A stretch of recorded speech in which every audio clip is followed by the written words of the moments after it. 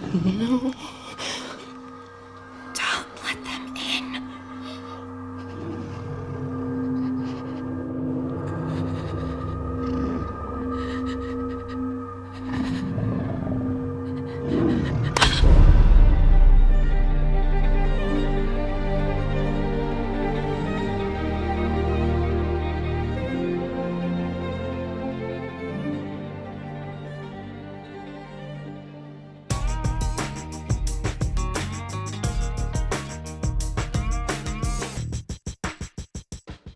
Hey there YouTube, I'm Forrest Latter-day Skeptic. I was recently watching a movie that I've always been fascinated with, but this time I saw it in a whole new light. Hang around until the end to see what I mean. Hey, really quick, I wanted to give a shout out to my buddy's coffee company, New World Tropical. If you're a proper ex-Mormon and have become a coffee snob, you'll love this single origin coffee from Costa Rica. So make sure you go to their website in the description below and check them out. The movie The Village has always intrigued me. I saw it in theaters and I was both terrified and shocked. By the way, there will be spoilers. For those of you who haven't seen it, here's a brief summary. The movie takes place in a village that's surrounded by woods. It's set roughly in the 1800s, and the village has probably 100 people in it. Life is simple but good. Everyone belongs to a community and has a part to play. But there are these terrifying monsters.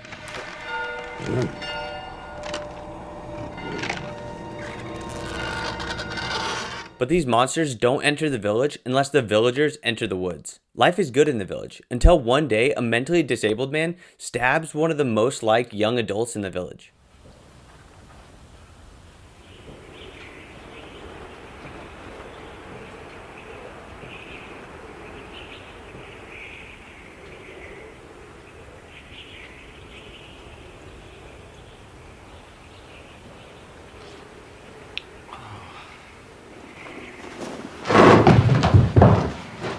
The dying young man is the son of one of the village elders, and he's about to get married to an adored blind woman who's the daughter of one of the other village elders. The young man survived the initial stabbing, but he was slowly dying and needed medicine. It's at this point that the main village elder decides to break with their rules about entering the woods and sends the blind woman into the forest to find the towns where they have advanced medicine. The elders end up fighting amongst themselves, saying that they swore never to go back to the towns. We have agreed never to go back. Never! What was the purpose of our leaving? Let us not forget it was out of hope of something good and right. You should not have made decisions without us. You have gone too I'm far. guilty, Robert! I made a decision of the heart. I cannot look into another's eyes and see the same look I see in August's without justification. It is too painful. I cannot bear it. You have jeopardized everything we've made. Who do you think will continue this place, this life? Do you plan to live forever? It is in them that our future lies. It is in Ivy and Lucius that this way of life will continue. Yes, I have risked. I hope I am always able to risk everything for the just and right cause. The elders say that they believe that the monsters won't harm the blind woman because she doesn't pose a threat to them.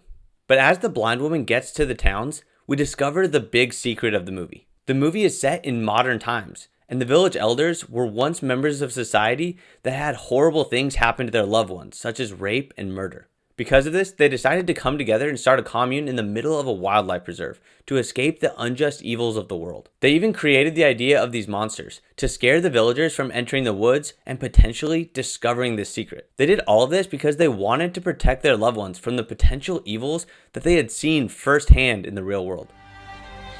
If we did not make this decision, we could never again call ourselves innocent. And that, in the end, is what we have protected here. Innocence! As I watched this movie for the 10th time, I started to compare it to Mormonism. Once I made this connection, similarities started to jump out at me. A happy, mostly functional community, escape from much of the evils of the world, clear meaning and purpose, but also a made-up monster, and a group of elders that determines reality for the rest of the village. You may disagree with much of this comparison, or you may agree, but the individual comparisons are not what I want to talk about. The more interesting idea I'd like to discuss is the morality of the village idea in general, and our position in it as ex-Mormons. To start off, I want us to consider a few moral questions. Is it okay for the village elders to lie and create this wonderful society? What if the village is better and happier than the society outside of it? Does that change your answer? What if you lived outside of the village and had family members in the village? Would you feel morally obligated to reach out to these villagers and inform them about the real world? You may see where I'm going with this. I bring this up because I think this is the moral dilemma that many ex-Mormons are in. Many of us have family members that are happy in the church, but some of them haven't heard all the truth claims against it. Maybe they haven't thoroughly read all the controversies in the CES letter. Maybe they haven't considered the logical problems with the plan of salvation. So here we are as ex-Mormons, with our family members in the village unaware of much of this information. Should we tell them that the elders are lying, that the village is a man-made construct, and that the monsters aren't real? Do we have an obligation to tell them? Or should we continue to let them live their lives unaware of this information? When I first heard all the truth claims against the church, I felt a moral obligation to share this information with my family. I felt like they needed to know this information. Let me be clear, this is not an argument that I am correct and that religious people are wrong about the information that's presented, but rather trying to show the intention behind ex-Mormon zeal for spreading anti-Mormon information in the first place. I'm highlighting the moral motivation behind wanting to expose someone to this new information. It's up to them to decide what to do with it. It's up to them to decide if it's true or false. Just tell me why, huh? Come on, if you're so certain of these atheistic beliefs that you're so terrified of being talked out of, give me one good reason to not accept the tenets of Christianity as absolute truth. I bet you don't even have one. Not even one. Well, fundamentally it comes down to the claims of the Bible. Oh, if you look...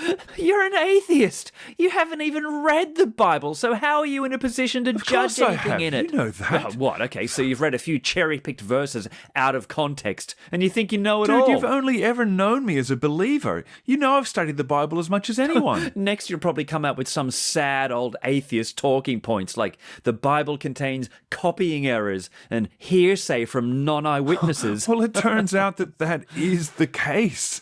And once you've realized that, it's hard to go back to viewing it as the inerrant word of God. Oh, come on, man. Errors in the Bible? For those that didn't understand my zeal for sharing this information, I would often ask them if your family member was a part of the Branch Davidians, the Waco cult, would you feel obligated to get them out?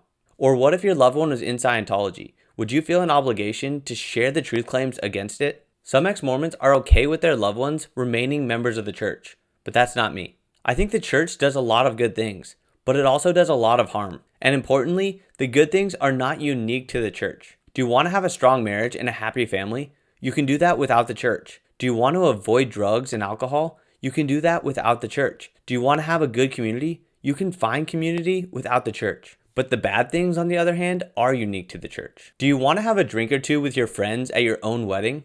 You can't do that as a member of the church. Want to have coffee in the morning? Want to encourage your kids' passion for sports? Good luck trying to have them join a club that doesn't play on Sundays. Want to go to college instead of serving a mission? Nope, you can't do that. Do you want to wear the underwear of your choosing? Forget about it. Want to wear a dress to prom that doesn't have sleeves? Nope. These issues may seem minor, but these minor issues really add up to cause so much unnecessary fighting amongst loved ones. But there are big problems too. Is it right to have a wedding where your non-member family can't attend? Should you let your children be asked about their personal chastity by a bishop? Is it good to encourage obedience to an authority that claims to know the will of God for you personally? Do you know what the word prophet means?